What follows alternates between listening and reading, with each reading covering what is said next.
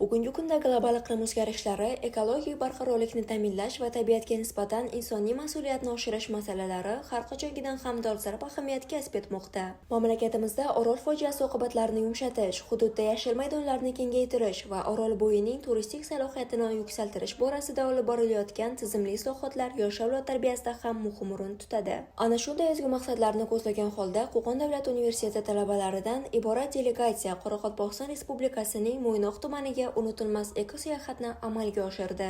Ushbu eko-sayohat shunchaki tomosha yoki hordiq chiqarish loyihasi emas, balki chuqur ijtimoiy, ma'rifiy va ekologik missiyani o'z ichiga olgan tashabbusdir. Safardan ko'zlangan asosiy maqsad yoshlarda ekologik daxldorlik tuyg'usini kuchaytirish, talabalarga Orolbo'yi hududining o'ziga xos ekotizimli tabiati va xalqining boy madaniy merosini yaqindan tanishtirish hamda Orolning qurigan tubida amalga oshirilayotgan global yashillashtirish jarayonlari bilan bevosita joyida tanishishdan iborat bo'ldi. Biz Qo'qon davlat universiteti talabalari Mo'ynoq shahridagi Orol dengiziga yetib keldik. Sayohatdan juda ham xursandman. Biz Orol dengizi tarixiga yuzlanib o'tdik.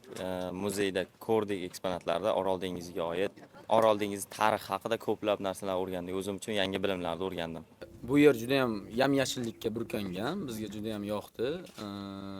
Sheriklarimiz bilan, kursdoshlarimiz bilan o'ta yaxshi taassurot qoldi bizda. Bu yerdagi tabiat juda ham go'zal, taassurotlar juda ham a'lo. Bu yerga tashrif buyurganimizdan bag'oyat xursandmiz. Bu yerlarga kelishimizga, madaniy hordiq olishimizga sababchi bo'lgan universitetimiz ma'muriyatiga hamda rektorimizga o'z tashakkurlarimizni bildirib qolamiz. Madaniy hordiq chiqardik o'zimiz uchun. Bu yerda kelib kemalarni ko'rdik, yashillikni ko'rdik. Bizning taassurotlarimiz juda ajoyib.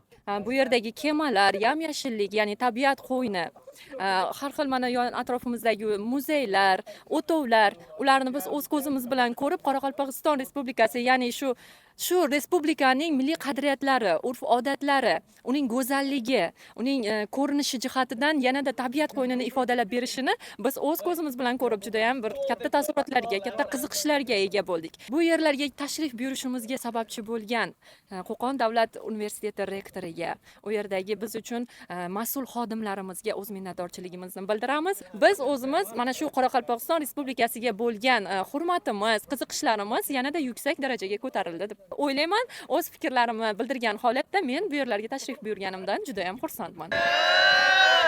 Talabalar dastlab Mo'ynoq tumanining eng ramziy maskani hisoblangan sobiq Orol dengizi qirg'og'idagi kemalar qabristoniga tashrif buyurdi. Bir paytlar to'lqinlanib turgan dengiz o'rnida qum va sho'rxoklar aro qaqqayib turgan ulkan temir kemalar manzarasini ko'rish har bir ishtirokchilarda chuqur taassurot qoldirdi. Talabalar o'tmish va bugunning vizual to'qnashuvini his qildilar. Qo'qon davlat universiteti talabalarining Mo'ynoq tumaniga uyushtirilgan eko-sayohati oliy ta'lim muassasalarida ichki tizimni rivojlantirish, talabalarda vatanparvarlik va ekologik madaniyatni yuksaltirish borasidagi eng namunali tadbirlardan biri bo'ldi. Zero, ona zaminni asrash, Orolbo'yi kabi o'ziga xos hududlarni qo'llab-quvvatlash va tabiat bilan uyg'unlikda yashash barchamizning umumiy burchimizdir.